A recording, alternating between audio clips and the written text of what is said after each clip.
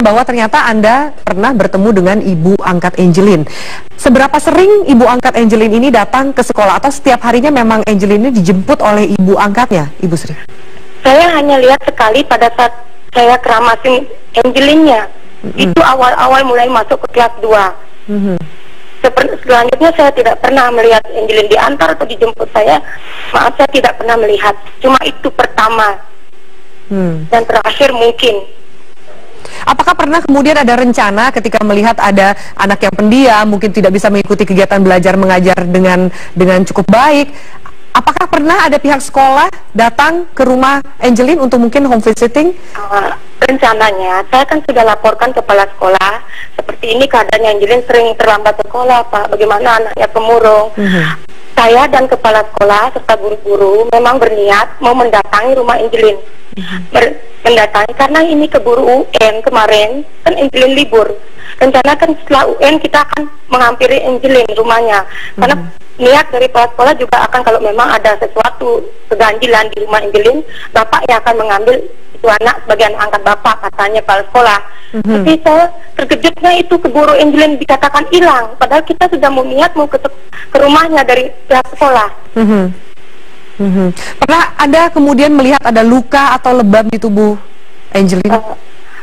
Tidak, saya tidak melihat karena saya cuma sekali itu waktu itu mengkeramasi dan membuka pakaiannya. Jadi saya lihat cuma itu dan seperti gatal-gatal seperti itu aja yang ada di tubuh Angelin.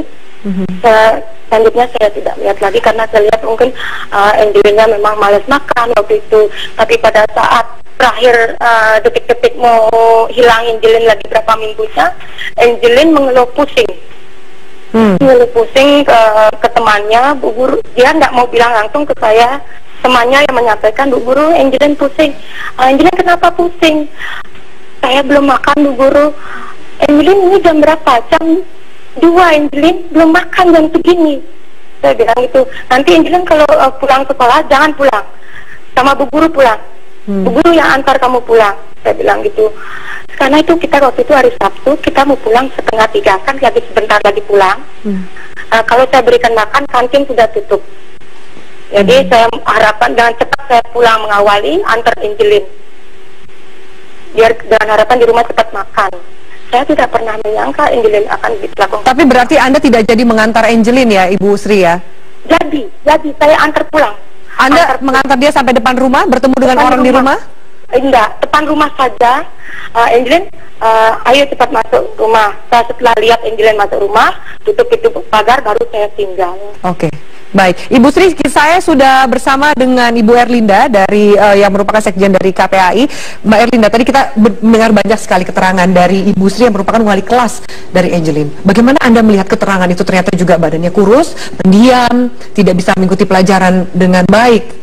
Iya, memang apa yang sudah dilakukan memang sebaiknya itu sudah dilakukan di awal kalau memang sudah mengetahui itu. Tapi mungkin karena tadi kita dengar bahwa Bu Guru beserta yang lain fokus kepada UN ya, jadi kita juga apresiasi apa yang sudah dilakukan pihak sekolah. Ada atensi dan kita juga ucapkan banyak terima kasih kepada guru-guru dan kepala sekolah juga yang memberikan atensi terhadap Angelin, yang kita tahu juga dimandikan, diperhatikan dan sebagainya. Namun di sini kalau saya boleh bertanya pada Ibu Sri. Silakan. Anda bisa Bu Sri. Pertama kali Ananda ini siapa yang pertama kali mendaftarkan dan mengantar ke sekolah? Mendaftarkan menurut kepala sekolah, yang ibu tahu kepala sekolah ibu katanya. Kepala sekolah yang menerima pendaftaran kan kepala sekolah saya. Oke. Ibu Sri, benarkah di sebelah Anda juga ada Pak Ketut Ruta, kepala sekolah dari SDN 12? Ini kebetulan saya di rumah, mungkin Pak Ruta di rumahnya beliau. Oh, oke, baik, nggak apa-apa. Nanti kami akan teruskan pertanyaan dan juga informasi dari Mbak Erlinda. Mungkin ada pertanyaan lain, Mbak Erlinda? Iya. Apakah Ibu sebagai wali kelas itu pernah bertanya kepada Ananda bagaimana keseharian, dalam arti kata mamahnya seperti apa, papa atau ayah ya? Dan apakah Ibu sebagai wali kelas juga tahu salah satu sahabat dekat Angelin itu siapa?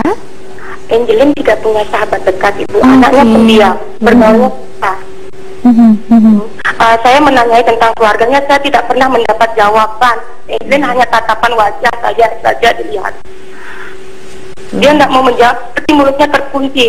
Pernah suatu saat, kenapa Angelin terlambat, dengan nada yang agak tinggi ke saya, karena ingin tahu alasannya kenapa terlambat terlalu sering. Katanya dia memberi makan ayam dan berjalan kaki ke sekolah. Jadi saya tanya, berapa sih ayammu?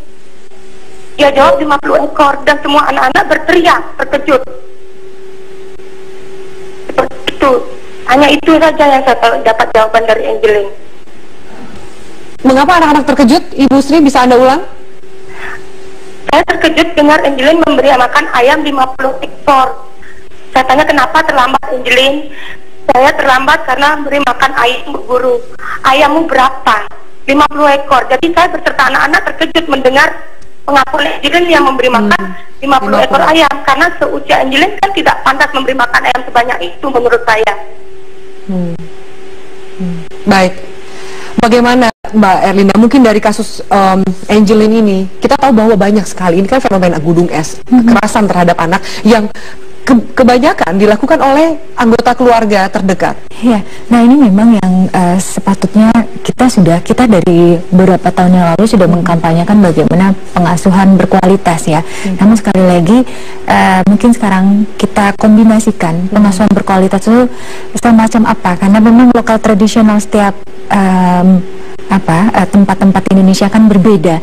Tapi kita masukkan nanti lokal tradisional ini seperti apa? Karena dari Sabang sampai Merauke, banyak sekali orang tua menganggap didikan mereka itu yang paling terbaik untuk anak mereka. Meskipun ternyata itu mengandung kekerasan, verbal maupun fisik. Betul, dan mereka selalu menganggap bahwa itulah bentuk kasih sayang mereka, sehingga kekerasan berbalut dengan kasih sayang. Padahal tidak semacam itu. Jadi kasih sayang yang berbalut dengan kekerasan itu tidak bisa kita benarkan.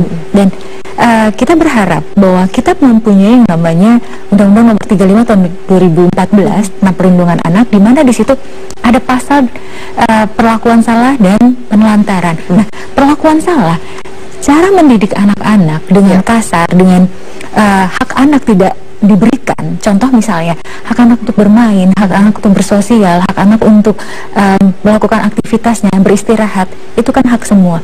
Tapi pada saat orang tua mampu ya, kecuali orang tua yang tidak mampu, kita bisa memaklumin. Tapi pada saat orang tua mampu, setidaknya kita bisa dong meminta, meng-hire siapa yang melakukan hal itu. Nah, namun kita lihat fenomena Ananda ini sangat banyak, dan ini fenomena gunung es, dan orang tua selalu menganggap bahwa anak itu adalah benda. Ini milik saya, tidak ada yang berhak. Saya mau melakukan apapun terhadap. Ya, oleh karena itu mohon bantu dari dukungan semua elemen masyarakat untuk sama-sama kita mengimplementasikan. Ini ada Undang-Undang Perlindungan Anak. Kita tidak untuk memenjarakan orang tua, tidak, tapi kita berikan pengetahuan kepada orang tua. Inilah yang semestinya diberikan kepada anak-anak. Baik. Pemenuhan hak anak itu seperti apa? Karena pada saat jangankan diperlakukan kasar, hanya dibentak saja ataupun dibanding-bandingkan, itu sudah membuat konsep diri anak itu menjadi hancur dan terganggu. Dan apakah orang tua tidak sadar? Itu yang membuat anak-anak kita itu